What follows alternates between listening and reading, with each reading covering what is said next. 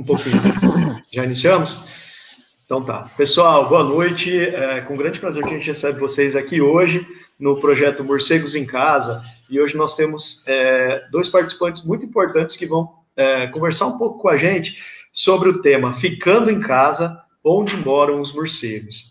Então, para essa live, nós contaremos com a participação, então, do Patrício Rocha, professor Patrício Rocha, que é pós-doc PNPD da Universidade Federal da Paraíba e é secretário regional da Caatinga, da SBEC. E também o doutor Juan Carlos Vargas Mena, que é doutor em Ecologia pela Federal do Rio Grande do Norte e sócio da SBEC. Então, esses dois pesquisadores vão discutir um tema com a gente que é tão interessante, tão rico, que são as adaptações dos morcegos. Passo a palavra, então, agora, já de antemão agradecendo ao Juan e agradecer também a Cíntia, que está nos bastidores, aqui com a gente nessa live. Obrigado a todos vocês que estão presentes. É com você, Juan. Obrigado, Henrique, e Patrícia, e o pessoal do SBEC, né, pelo convite. A gente vai falar de uma coisa bem legal, que é os abrigos do morcego, né? As casas do morcego, né? Nessa época que todo mundo está ficando em casa, né? Teoricamente, né? O mais importante seria ver que também os morcegos não só voam à noite, mas eles também têm seu lar, né? Seu hogar, né? Seu abrigo, né? Mas é bem interessante que tem uma diversidade muito grande de morcegos no mundo, mas também tem uma diversidade gigantesca de abrigos, né? E não é só cavernas, por exemplo, que é a primeira coisa que a gente pensa que é um abrigo principal do morcego, né? Sim, é uma caverna, um abrigo principal, mas tem muitos outros tipos de abrigos que existem, que a gente conhece, pelo menos que a gente conhece. E aqui em América, né, tem ainda outros tipos de abrigos que são bem interessantes, que a gente agora vai discutir um pouco tanto a importância dos abrigos na vida dos morcegos, né, como os tipos de abrigos que existem, né, que a gente conhece. E a gente vai, pelo menos eu vou falar agora um pouquinho da parte dos tipos de abrigos que existem, né, que a gente conhece, e o Patrício depois vai falar um pouquinho mais da importância, porque que é importante e por que é tão importante os abrigos para os morcegos, né? Eu vou compartilhar um pouquinho aqui a tela. Eu vou mostrar para vocês. Está compartilhando, sim, né? Eu vou compartilhar para vocês. Tem um material bem rapidinho para explicar para vocês. Compartilhou, né? Sim, né? Isso, Juan, só que não está aparecendo a imagem que você quer mostrar agora. Você pode saber. Isso. Pronto. Aí. Dá para ver aí? Tá. Então, pessoal, quais são os tipos de morcegos que existem, né? Que usam os morcegos, né? Existem principalmente duas categorias, né? São os abrigos naturais, ou seja, que são abrigos naturais, são abrigos que já existem na natureza, né? Seja as árvores, as folhas, as cavernas, ou seja, que já existem. E tem os abrigos artificiais, né? Que são principalmente feitos pelos humanos, né? E esses abrigos são ocupados por diferentes espécies de morcego, né? Os abrigos naturais estão divididos em dois tipos, né? Os existentes, que eu já falei, que estão pré-existentes, que existem na natureza, e tem outro tipo de abrigos que são construídos pelos morcegos. Eu vou falar um pouquinho mais depois disso. Primeiro vamos falar um pouquinho dos existentes. Bom, eu já falei um pouquinho que são as cavernas, né? O principal abrigo que a gente pensa em morcegos é um abrigo muito, muito importante para os morcegos, principalmente porque permite a colonização de várias espécies, tanto assim que nas cavernas é onde se encontra a maior quantidade de morcegos juntos. As maiores congregações de mamíferos no mundo de morcegos são de morcegos e em cavernas, né? Então, por exemplo, tanto como grupos pequenos que podem ser de um indivíduo até 20 indivíduos, até já podemos ter colônias de 100, 200, milhares, até milhões. Por exemplo, nos Estados Unidos tem cavernas que tem mais de 1 milhão, 20 milhões de morcegos, né? Numa caverna só. Então, realmente, esses abrigos são muito, muito importantes e muito conhecidos e famosos em relação aos abrigos que os morcegos utilizam, né? Eu vou mostrar para vocês um vídeo bem rapidinho.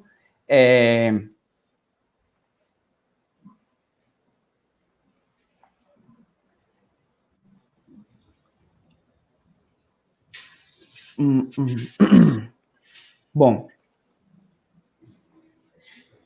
enfim, depois eu passo o vídeo no final.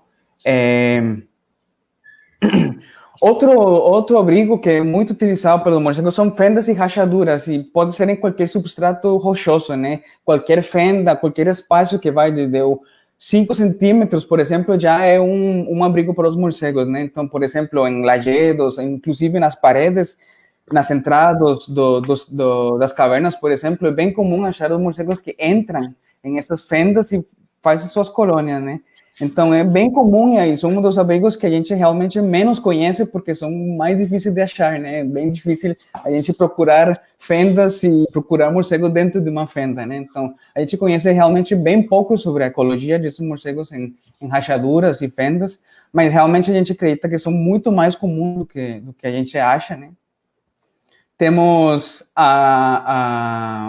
os troncos das árvores, tem muitas espécies, por exemplo, que se abrigam ou se empoleram nas partes da superfície dos troncos das árvores, ou seja, eles não estão em uma área escondida, estão em uma área realmente exposta, né, aos depredadores, por exemplo, mas, mesmo assim, eles têm uma coisa bem legal, que, por exemplo, alguns têm uma pelagem que ajudam a camuflar com o substrato do fundo, né? Então, por exemplo, aqui a gente pode ver realmente que tem um morcego aqui, tem 2, aqui tem vários morcegos. Então, a maioria desses morcegos que estão em áreas expostas, né, normalmente tem aquelas listras, colorações cinzas, marrom, preto, né, para criar uma melhor camuflagem, né, e se proteger de depredadores, né.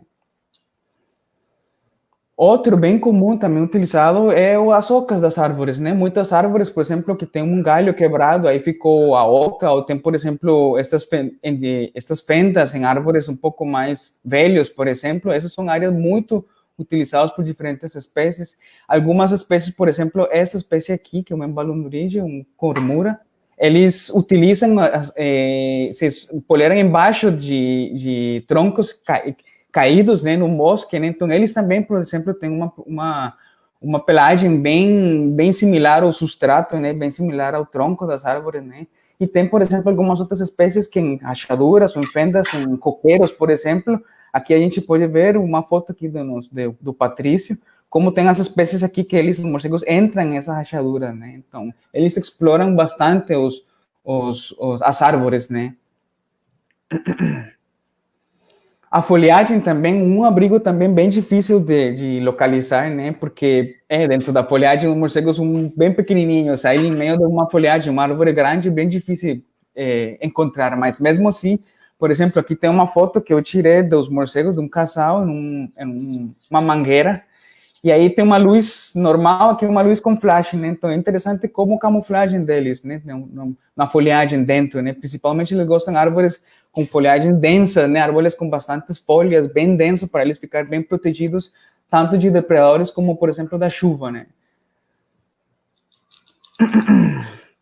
Tem outro bem legal, que esse é um dos meus favoritos, que são morcegos específicos, uma família específica que se abrigam em folhas enroladas, né? É uma folha de gênero, por exemplo, de gênero Heliconia, né? Então, essas folhas, ela nasce assim, tipo nessa forma, né? Aí essa forma, nesse buraco aqui, aí onde tem esses morcegos, aqui bem interessante, que o abrigo é tão importante e tem tanta pressão na vida dos morcegos que tem esta espécie que, por exemplo, tem disco de sucção nos pulsos da mão do morcego, né? Então, são discos de sucção, né? Com isso ele lambe e você consegue aderir, né? Grudar, né? Ficar colado na superfície lisa da folha, né?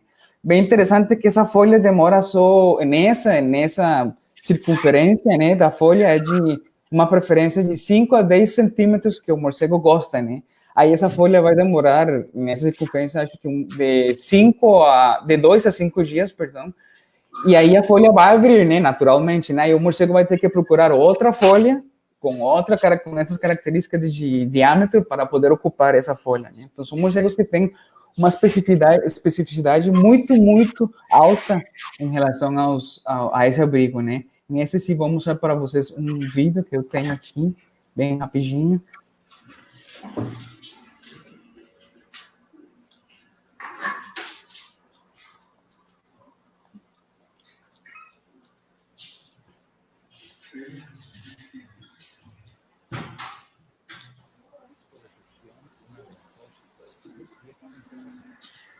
Aqui dá para ver, aqui o pesquisador está pegando o morcego, está mostrando aqui como o morcego tem um disco de sucção no pulso, né? Olha como ele lambeu um pouquinho, olha como fica grudado aí, né? Incrível essa adaptação. E eles têm esse disco de sucção tanto no pulsos como nos calcanhares, né? Então são 4 discos de sucção, nem que uma perereca, por exemplo, né? Que ficam grudados assim, e eles andam assim, né? E eles conseguem se deslocar.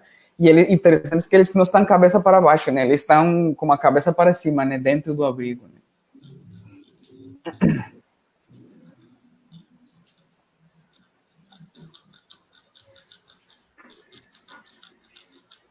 E tem os outros abrigos naturais que são construídos pelos morcegos. Sim, eles constroem, né? Uma coisa bem legal é que tem alguns morcegos que se consideram, né, como construtores ou arquitetos, né?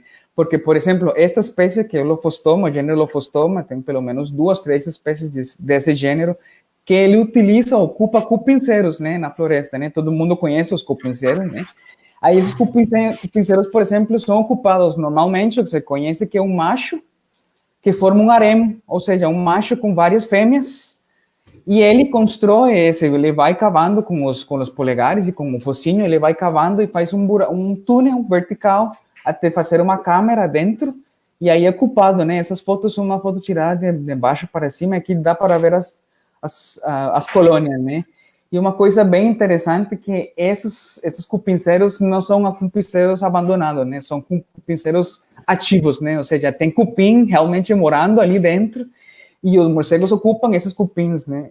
Esses cupinceiros, né? Então, é uma coisa bem interessante, tipo uma coexistência entre os morcegos e os cupins, né? Então, é uma coisa que a gente ainda não sabemos bem como são os mecanismos de coexistência, né, entre esses dois organismos, né? Mas é uma interação muito interessante. Muitos pesquisadores hipotetizam que é pela entropia dos cupinceiros, né? Tem uma entropia, tem os bichinhos aí morando, né? Geram calor, né? E isso dá um calor extra para os morcegos aproveitarem essa energia, né? Dos cupins. Ô Juan, chegou uma pergunta, posso te interromper um minuto? Chegou uma pergunta da Juliana Pel.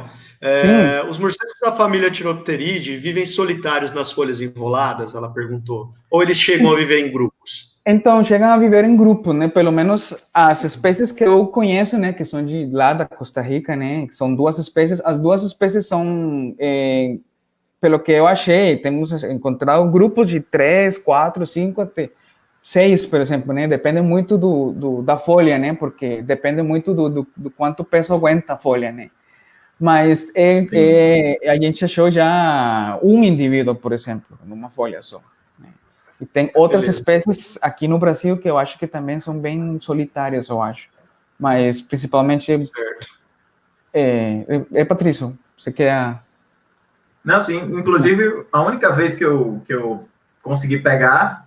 Eu consegui achar uma folha dessa na Amazônia com os bichos dentro. Acho que uma das maiores alegrias minhas enquanto morcególogo é legal.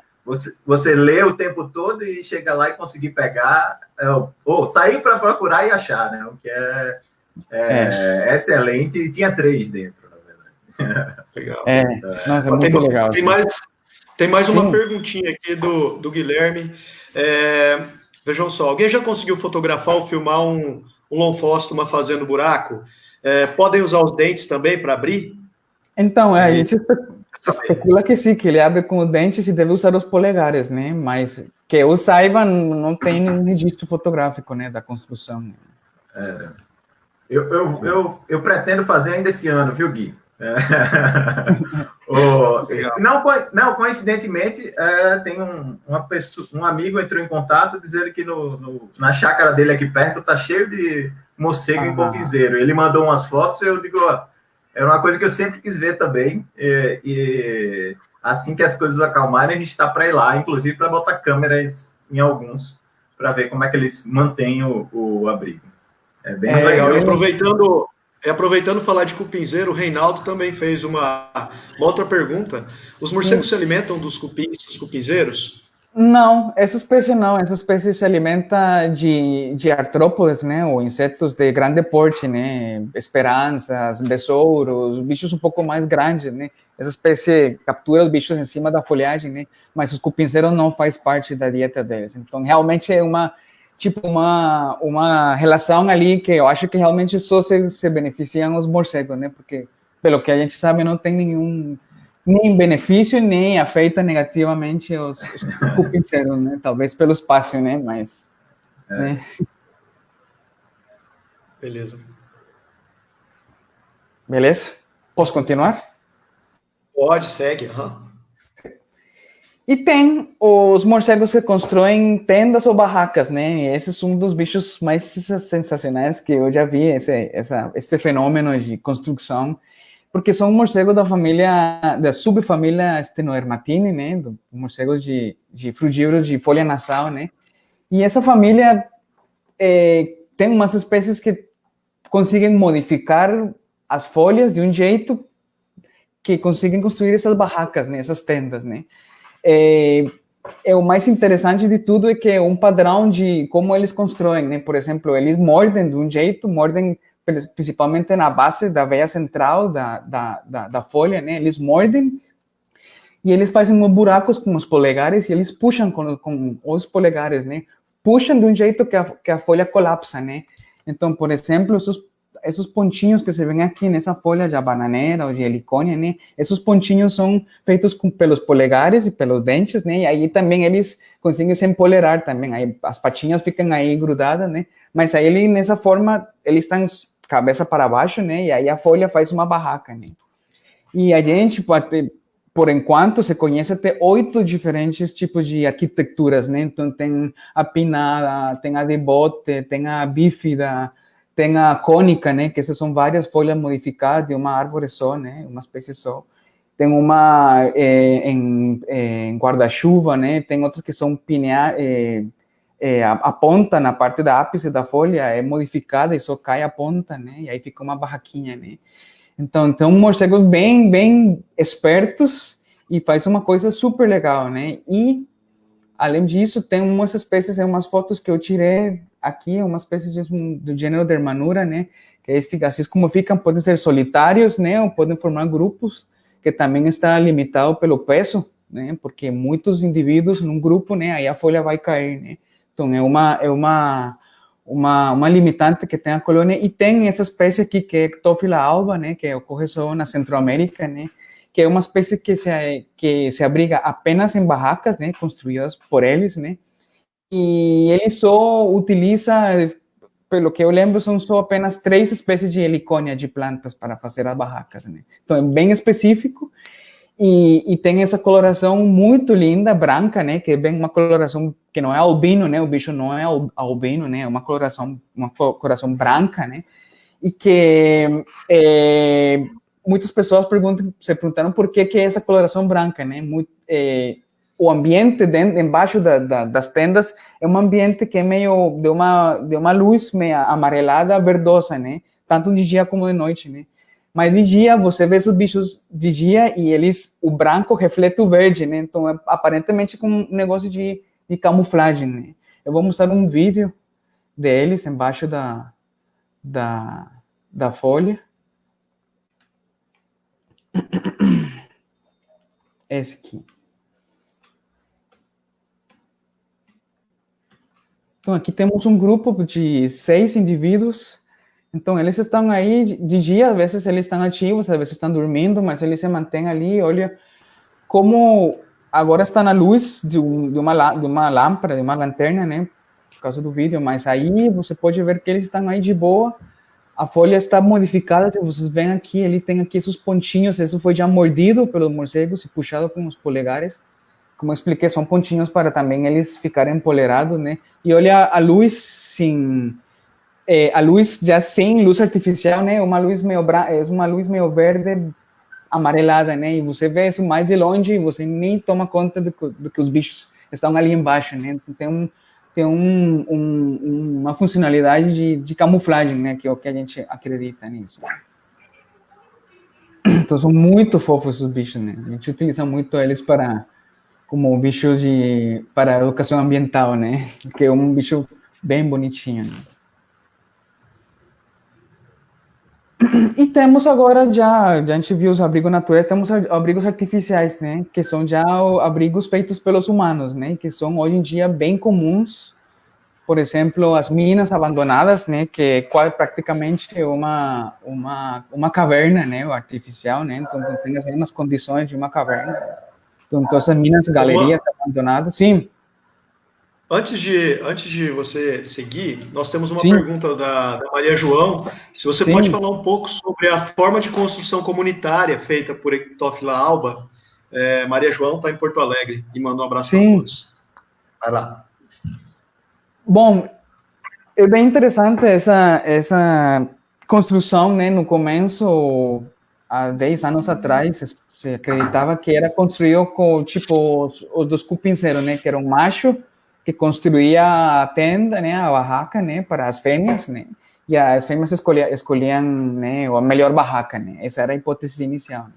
Mas já temos artigos do meu ex-orientador, né, que ele fez a vida inteira, fez o doutorado com Ectophila, aí ele fez uma análise genético e aparentemente os grupos não são necessariamente famílias, nem harem, são amigos, ou seja, não tem um distanciamento genético entre eles. Então, aparentemente, são um grupo de amigos que constroem as tendas e ficam ali misturados, né? Então, isso traz abaixo um pouco essa hipótese, né, de que o macho faz isso para as fêmeas, né? Então, aparentemente, um grupo de amigos que constroem, né? E, aparentemente, tem uns vídeos do Bernal que ele mostra umas fêmeas construindo também. Então, aparentemente, todo mundo cooperativo construindo as fêmeas, construindo as barracas, né? Pelo menos para a Ectophila alba, né, que é a espécie talvez um pouquinho mais estudada, eu acho que é a única que foi estudada em detalhe pelo Bernal, mas a dinâmica com outras espécies a gente não sabe, mas certamente são muitos amigos construindo a barraquinha. Né? Sim. Alguma outra pergunta? Não, por enquanto, ok. Tá. Beleza. E abrigos artificiais, minas abandonadas, as pontes são uns abrigos bem utilizados bastante pelos molosídeos, que é o grupo de morcegos de cauda livre, né? Esses morcegos, por exemplo, essa foto que tem aqui é do Congress Avenue Bridge, que é uma ponte lá em Austin, Texas, que tem pelo menos 1,5 milhões de morcegos ali. E todas as noites o pessoal vai observar os bichos que eles moram dentro das fendas de expansão embaixo da ponte, aí tem os bichos todos aí agrupados ali, aí eles vão saindo durante a noite, durante 40 minutos, aí vira um negócio turístico que o pessoal vai ver o espetáculo de ver os bichos saírem todos os dias, né? Então, são bem usados por morcegos, sim? Eu tive a oportunidade de visitar esse local em Austin e é bem interessante porque a cidade ela é toda voltada à temática dos morcegos. Então, ao lado existe uma praça com um monumento em forma de morcego que funciona como um catavento girando. Legal. Você vai às lojas, você não compra ursinho de pelúcia, é morcego de pelúcia. E toda essa área cercada com placas de orientação é muito legal. E as pessoas para assistir esse espetáculo. É lindo. É um espetáculo mesmo, né? E estou falando também, no seu caso aqui dos Estados Unidos, mas aqui no Brasil acontece, né? O uso de pontes, né? E o outro, né, que talvez o pessoal tenha um pouquinho mais relacionado, né, que são as casas, né? As casas realmente oferecem uma diversidade muito, muito alta de abrigos, de diferentes características para os morcegos, que são morcegos um pouquinho mais adaptáveis, né, que toleram mais as áreas urbanas, né, periurbanas, né. Tem, por exemplo, aqui esse diagrama, né, do nosso companheiro Emanuel Messias, né, do quanto canto pode ser utilizado por morcegos em uma casa, né, tanto como as vegetações na volta da casa, né, como dentro, né, comer, telhado, as caixas da água, a laje, a viga, os forros, caibros, né? Então, todas essas áreas, né, são potenciais abrigos para os morcegos, principalmente se a casa está abandonada, né, ou é uma casa de verano, por exemplo, né? Então, esses são abrigos super utilizados por eles, que realmente levam o maior contato que tem o maior potencial de ter contato humano-morcego, né? Então, por exemplo, aqui tem uma foto de um glossófaga, que é um morcego beija-flor, um morcego que se alimenta de néctar, né? Num porão de uma casa aqui nos telhados, né? Tem várias espécies aqui, tem os molosídeos, que são talvez a espécie que utiliza mais as casas, né? Os forros das casas, né? Também nas igrejas, né? Principalmente as igrejas é um abrigo bem utilizado, né? Bastante utilizado, porque as igrejas, né? Normalmente são áreas que são pouco usadas, né? Só poucas vezes ao dia, né? Que são usadas por humanos, né? E sempre são lugares bem calmos, calados, né? Com pouca movimentação, né? Então são áreas bem utilizadas por eles, né?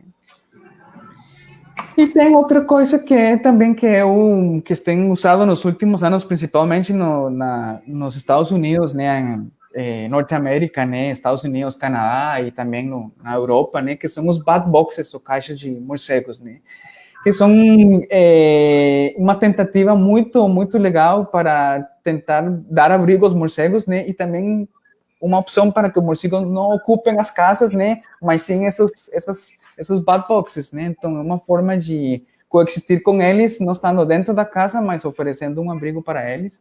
E hoje em dia existe um monte de estratégia de conservação com isso, já existem várias arquiteturas, várias formas de fazer de 1 nível, 2 níveis, 3 níveis, e o mais interessante e legal é que os morcegos aqui ocupam, né, bem legal, todos esses morcegos que gostam de fendas, rachaduras, que acham em áreas naturais, né, esses são abrigos perfeitos para ele, né? Então, os morcegos estão aqui a colônia fica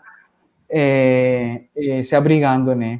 Então, aqui podemos ver várias espécies aqui, tem pelo menos 2 espécies aqui compartilhando o abrigo, né? E dá para fazer, né? Hoje em dia já tem planos para construir o seu próprio bat box, tem empresas que vendem as bat boxes, né? É uma coisa que se está usando muito nas áreas temperadas, mas que eu acho que deveria ser usada mais aqui nos trópicos, porque realmente é uma opção legal para eles, né? Para evitar o conflito deles com a gente, né? Tem mais alguma pergunta? Olha só, a Juliana fez a pergunta se temos no Brasil pontes ou cavernas com essa quantidade gigante de morcegos. E se existe algum tipo de turismo, etc. Ela é de Brusque, Santa Catarina. Pelo menos que eu, aqui, nos estados que eu conheço, eu nunca vi colônias gigantescas, não sei, a Patrícia conhece, mas certamente eu acho que pelo menos mais de 1 milhão, eu acho pouco provável, né? Mas não sei se vocês conhecem de algum registro, alguma colônia grande em Pontes, né? Não. Nessa magnitude nem perto, né? Que a gente pode dizer que, basicamente, quase todas as pontes que eu já verifiquei, nas fendas de dilatação, tinham algum morcego. Agora, não nessa magnitude dessa ponte do Texas, que não quer dizer que não existam, porque também a gente ainda não explorou isso. A gente tem grandes pontes, né? O que falta é olhar sobre elas, e é um bom objeto de estudos aí, estudar quem é que habita as pontes, as grandes pontes do Brasil. Aí. Fica a dica, fica a pergunta. E outra coisa também, Patrício, que essa espécie especificamente da ponte do Texas é uma espécie que acostuma a fazer ou formar colônias gigantescas, né? Uma espécie que costuma fazer colônias de 1, 2, 3 milhões, né? Até 20 milhões na caverna lá em San Antônio, né? Que é a Bracken Cave. Que são 20 milhões de morcegos, né? Mas é uma espécie só que acostuma a fazer esses agrupamentos gigantescos, né? Sim.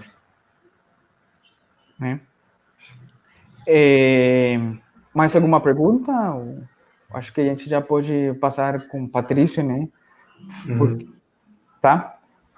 Ok. Beleza, Juan, tranquilo. Beleza, a gente já viu os tipos de abrigos, né? Agora a gente vai ver por que são importantes esses abrigos, né? Tanta diversidade de abrigos, agora vamos falar qual é a importância desse aí, né? Da casinha do bicho. Pronto. Eu vou compartilhar minha tela aqui. Primeiro, é um prazer estar aqui com pessoas tão queridas, na verdade, dividindo o espaço com pessoas tão queridas e falando de um tema que me agrada desde muito, muito, muito tempo. Né? Eu sou um entusiasta que sai procurando abrigos de morcego, né, nas minhas folgas, por exemplo. Ou seja, eu estou sempre atento a onde os morcegos moram, em qualquer lugar que eu vá. É até um hobby meio paranoia, então eu adoro fazer isso e adoro fotografar também os morcegos. Eu também. Então, ou seja, é um trabalho que se mistura com o hobby, né? Vocês tá vendo minha tela, Henrique? Tranquilo. Tá tranquilo, né? Tá, manda bala. Então, o primeiro slide veio de uma foto que eu tirei, né? Um morcego num holofote, né? E nas últimas semanas, a gente começou a se familiarizar com várias palavras que a gente não tinha familiaridade. Morcego não era uma delas, mas ela não era tão recorrente assim, né? Do link com morcego, do link não comprovado do morcego com coronavírus e tal. Então, os morcegos, dentro das palavras de busca nas últimas semanas, também ganharam destaque, né? E diante de tantas espécies diferentes, como falou o Juan, né, de tantos com alimentações tão diferentes, com casas, né, tão diferentes, né, uma das perguntas que surge é qual a importância dos abrigos para a vida dos morcegos, né? Nesse caso, uma das primeiras coisas que a gente tem que ter em mente é que, para o resto da vida de quem está assistindo, que não é especialista, é que morcegos são diferentes entre si, né? São muito diferentes entre si. Então, não dá para fazer generalizações para morcegos, quase que nem entre espécies de uma mesma família, por exemplo, né? Então, os morcegos, a palavra diversidade, da maneira mais genérica que ela pode ter, ela se aplica muito ao morcego em todas as suas possibilidades, né? Então, dentro dessa pergunta, eu vou começar vou passar esse vídeo aqui, né? Esse vídeo é de uma caverna que, por coincidência ou não, eu visitava quando eu tinha 8, 9 anos de idade e que virou objeto de estudo do meu doutorado, né? É uma caverna lá em Sergipe, chama Casa de Pedra, que tem uma das maiores concentrações de morcegos já conhecidas, né? E essas cavernas, elas têm uma importância fundamental, ou seja, dentro do conjunto de abrigos, existem espécies que têm tanta intimidade com o seu tipo de abrigo que ela não pode ocupar outro tipo de abrigo de maneira alguma, né? E esse, por exemplo, é um dos casos. Essas duas espécies simpáticas que estão aqui, com nomes estranhos, chamadas de pteronotos, né?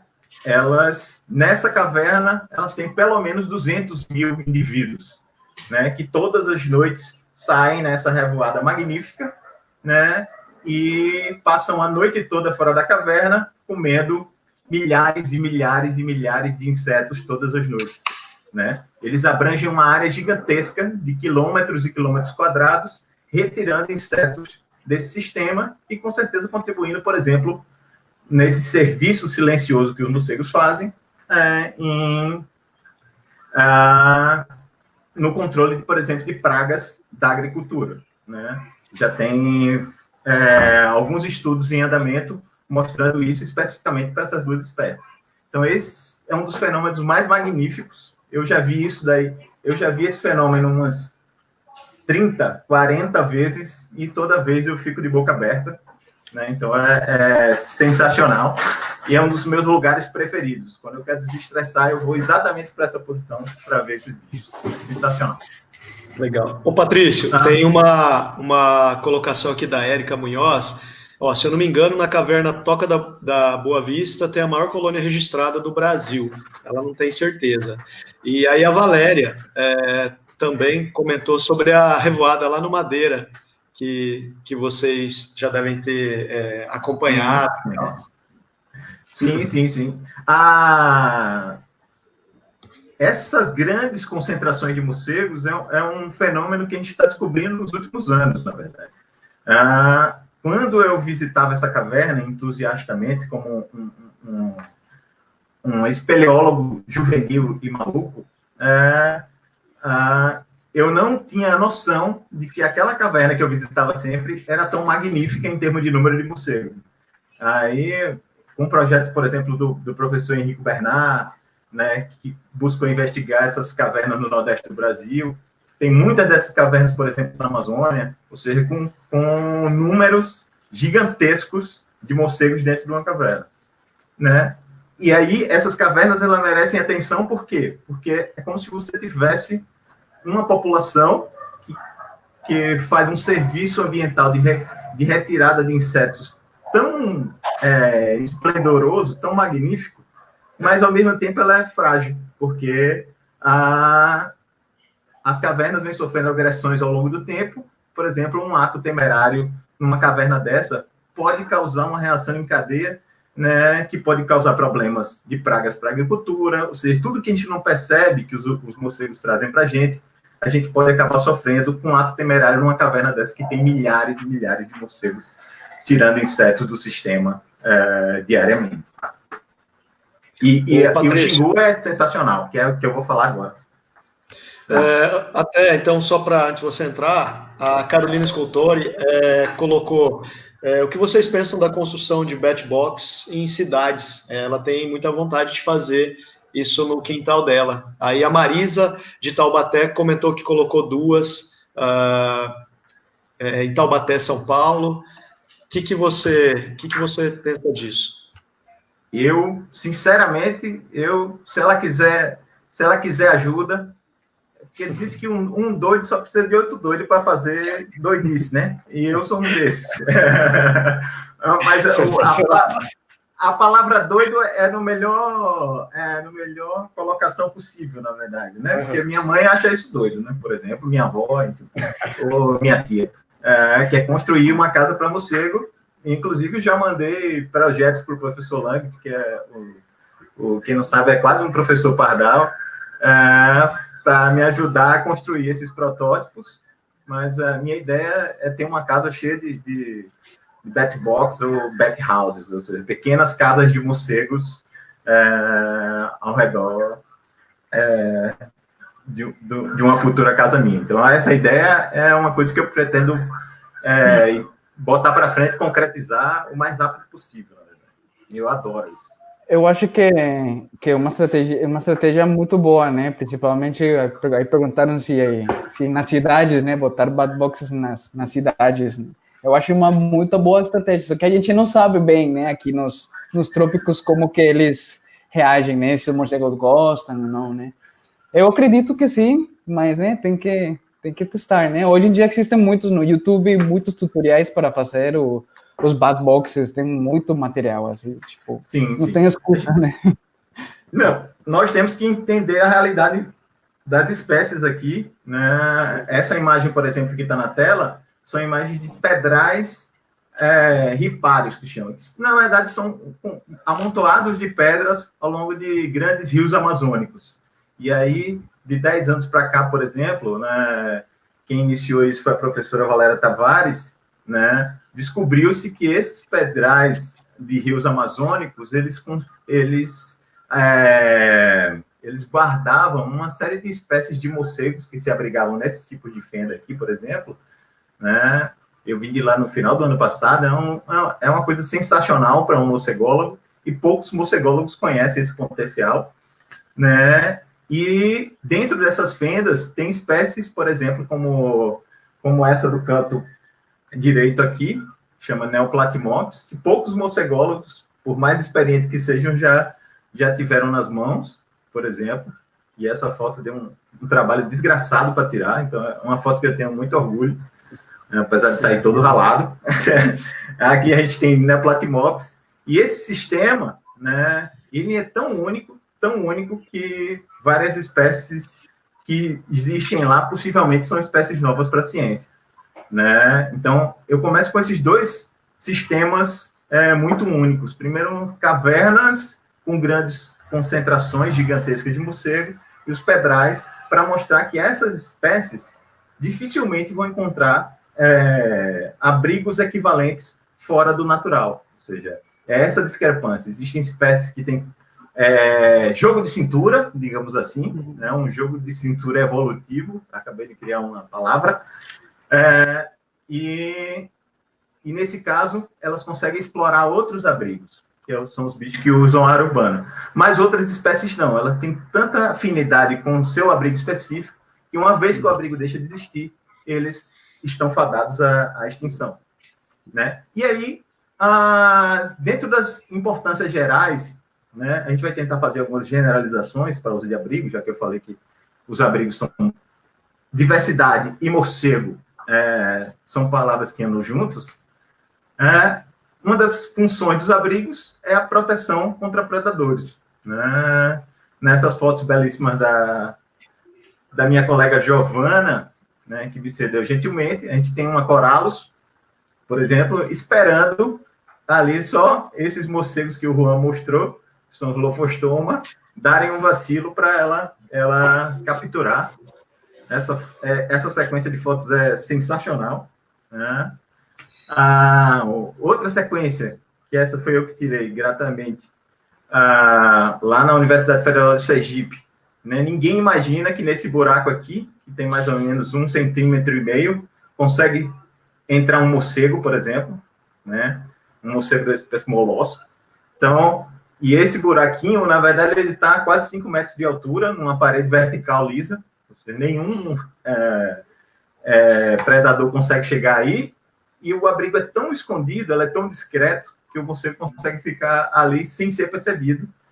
E é por isso que, para nós pesquisadores, é tão difícil achar abrigos de morcego. Esse é outro caso, também uma fendadilatação entre duas lajes, na biblioteca da UFES. Então, ou seja, na UFES, que foi onde eu cresci academicamente, por exemplo, eu já achei entre 10 e 15 abrigos, porque eu sempre saía para procurar. Na UFPB eu já achei vários também. Ou seja, se a gente sai para procurar, a gente começa a ver e você começa a ficar mais experiente em perceber vestígios e rastrear onde é que estão os bichos. Ô, Patrícia, desculpa, aproveitando só que você comentou o caso da serpente, né? O Hernani Oliveira perguntou se já foi encontrado alguma serpente caçando morcego em alguma caverna, ou outro tipo de abrigo no Brasil. Você já relatou? Tem mais algum relato que você se lembre? Sim. Sim, eu também. Inclusive, a gente já publicou uma nota sobre isso, né? Donato et al., não sei que ano, me desculpe, mas eu sou péssimo em data, inclusive dos meus artigos, que a cobra, a jiboia arco-íris, que geralmente ocupa cavernas, ficava na espreita. Mas a gente já registrou, por exemplo, além de jiboia, caranguejeiras, né, naquela caverna que eu mostrei os morcegos saindo, sapos, as próprias gia de peito, que chama aqui, que na verdade é uma rã grande.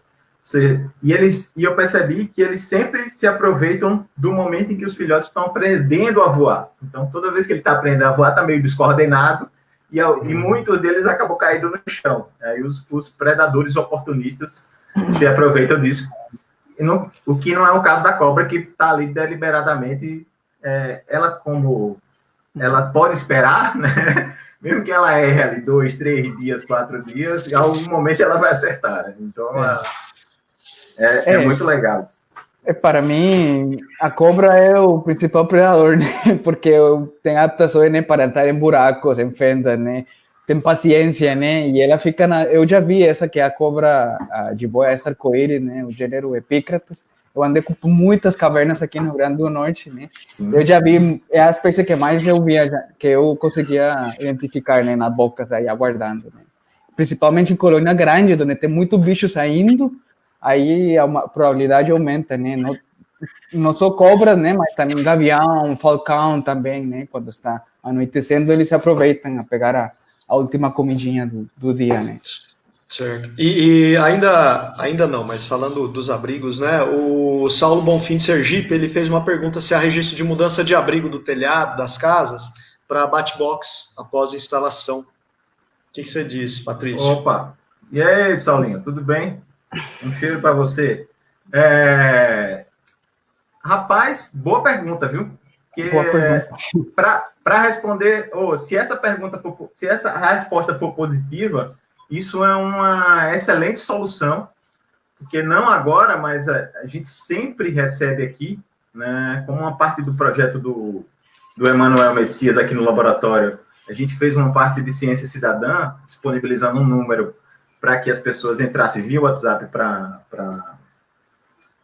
relatar contato com o morcego, né? A gente atendeu vários casos ao longo dos últimos anos e talvez, né, fornecer uma outra casa onde ninguém, abre aspas, enche o saco dos morcegos, seja bom. Então, talvez essa seja uma grande solução para acabar com a parte de contato negativo entre morcego e humano. Que a maioria da proximidade, ou ela é neutra, ou ela é em grande parte positiva. Mas, em alguns casos, por exemplo, gera-se um contato negativo, por exemplo, com um acúmulo muito grande de fezes num forro, e já tem gente perdendo o forro com isso. Então, essa semana, antes de ontem, eu recebi um contato da Samira, justamente para fazer um atendimento como esse. E aí a gente está vendo uma agenda para conhecer o local e entender como é que a gente pode resolver o problema. Ô, Patrício, antes de você seguir, desculpa, né, só tem algumas colocações aqui de alguns participantes. Eu vou colocá-las em blocos, se vocês quiserem responder, pelo horário, que já são 19h50, infelizmente, mas o Roberto Novaes coloca que o Neoplatymops ele conhece e provavelmente sejam espécies novas, né, que você mostrou. A Patrícia Pilati comentou que é comum, perguntou se é comum o compartilhamento de abrigos entre morcegos e outros animais. E a Jennifer perguntou se vocês podem falar um pouco sobre como está a conservação de abrigos naturais para morcegos no Brasil. Aí depois a gente traz uma colocação da Érica, da Morgana e da Mariana. Beleza, podem falar, por favor. Eita. Esqueceu?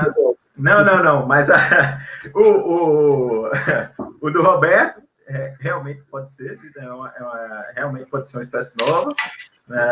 Inclusive, vou cobrar quem tá me devendo essa sequência, viu, Roberto? Safado.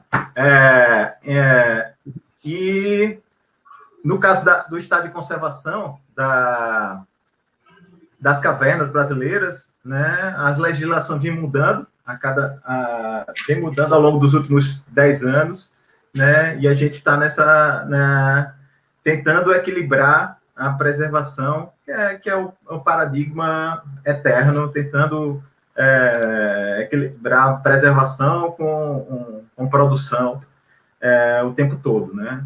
Na verdade, só esse tema, de conservação de caverna brasileira, já daria outra live, então não é bom se estender, já que, inacreditavelmente, o tempo está correndo está correndo uma velocidade absurda. E a outra pergunta, acho que foi se os morcegos compartilham o abrigo. Sim, em cavernas eu vi várias espécies misturadas, tipo, no mesmo poleiro, várias espécies, né? Mas normalmente eles numa caverna, estão várias espécies separadas, né? Separadinhas ao longo de um gradiente de luz, de umidade e temperatura, né?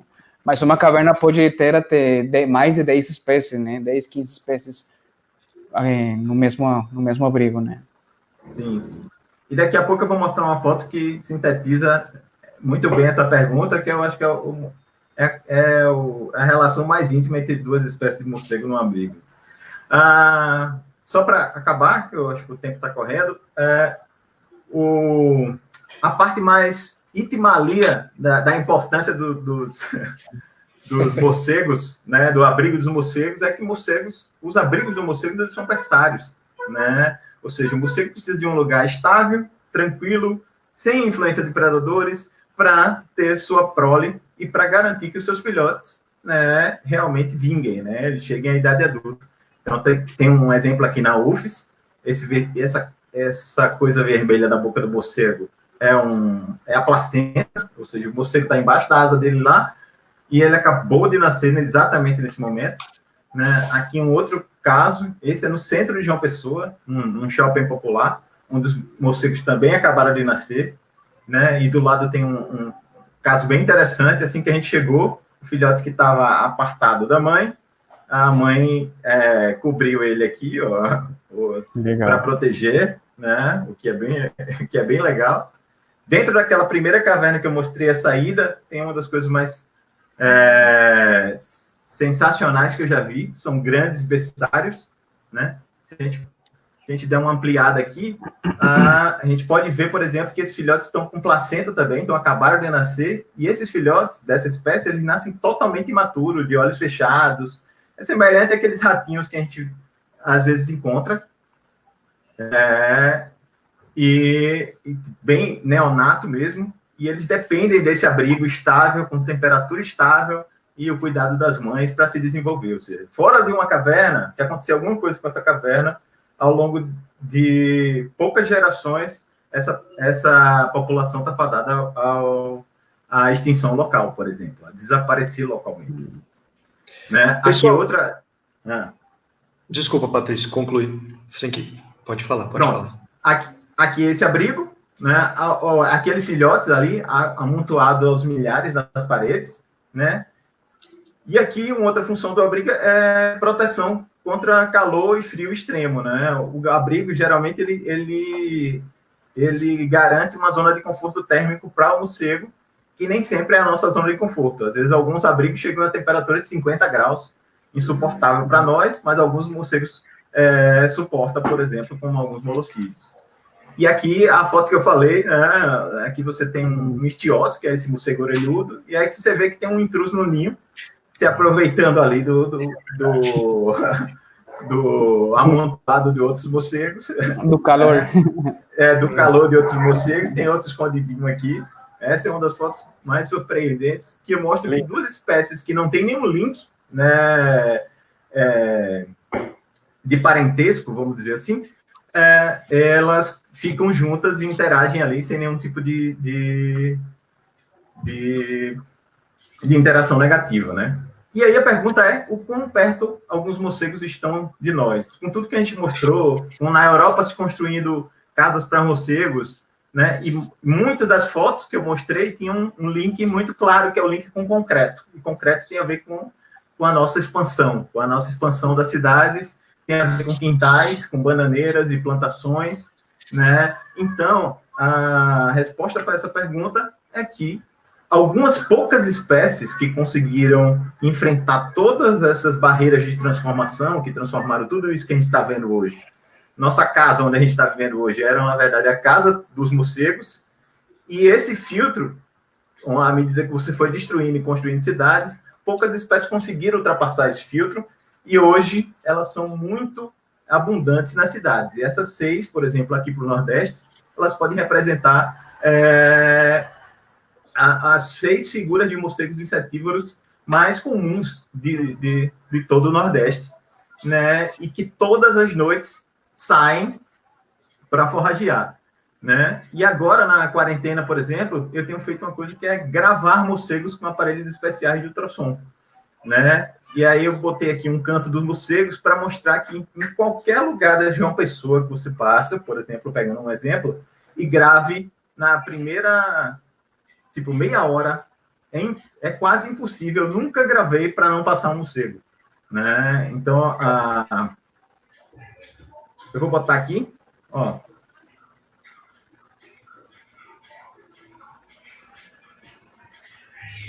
Eu acho que está desligado, né? Não saiu o som não, viu, Patrícia?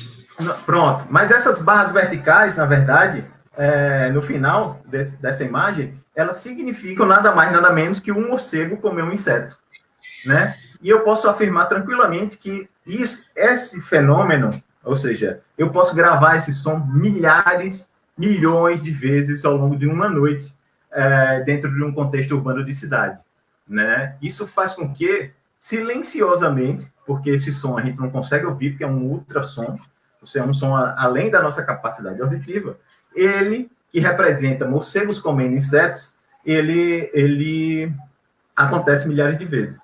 E daí vem o questionamento, ou seja, muitas pessoas nunca viram um morcego, nunca prestaram atenção para os morcegos voando, né, fora da sua janela. Essa é uma grande oportunidade, e aí eu deixo aqui uma reflexão, ou seja, você pode até não perceber, né, a sua presença, os serviços silenciosos que essas espécies nos prestam. Mas, se algum fator causar o desaparecimento dos morcegos, né, aí, com certeza, você notará. Né? Eu peguei emprestado aí de uma fundação de proteção para anfíbios, que serve muito para morcegos, que, na verdade, se a gente tirar os morcegos desse sistema, ou os anfíbios, mas, na verdade, falando em contexto urbano, os morcegos têm uma representatividade muito maior, é como se os insetos vão invadir a nossa casa, né? E isso acontece muito.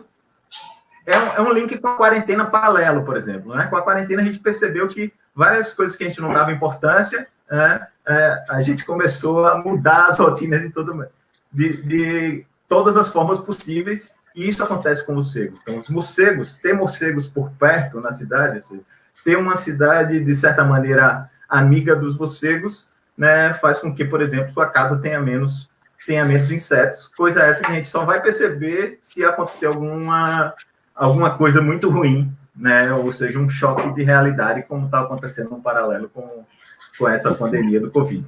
Então, tá certo? Muito obrigado. Gente, infelizmente, o nosso tempo se esgotou. Nós temos ainda algumas perguntas. E desculpem quando a gente só fala o nome de vocês e a gente tem vontade de mandar beijo, mandar um abraço, dizer que estamos com saudades. Afinal de contas, esse está sendo um momento muito legal de juntar gente de todo canto para conversar sobre morcegos. A gente só consegue fazer isso nos congressos, em geral, e agora a gente está com a oportunidade de toda semana se ver e bater um papo. A gente está se abraçando de longe. Muito bom. Então, super legal. A gente pede desculpa que não vamos conseguir fazer as perguntas, mas vocês podem mandar para a gente ou mandar direto para os pesquisadores, tá bom? Deixa eu só fechar aqui a tela. Bom, de qualquer maneira, a gente encerra por hoje. Quero mandar um beijão para todos vocês que participaram, assistiram. Um abraço especialíssimo para esses amigos, Patrício, Juan, a Cíntia. Esses momentos estão sendo indescritivelmente maravilhosos. Poder conversar com vocês, poder encontrá-los, né? E fala, Patrício. Pode disponibilizar nosso contato. Qualquer pessoa que tiver dúvida. Maravilha. Ou seja, a pós-graduação em zoologia também está aberta para quem gosta de mastozoologia, quer fazer mestrado, doutorado. Enfim, o canal está sempre aberto. Eu adoro atender pessoas quando o tema é morcegos. Claro, pode passar os endereços aí que a gente está ali. Vai estar aí respondendo, com certeza. Legal, pessoal. Bom, então, de novo, muito obrigado e convidem os amigos. A intenção do Morcegos em Casa é ultrapassar a universidade, os centros de pesquisa, ultrapassar tudo isso e chegar à comunidade. A gente quer falar de morcego para todo mundo.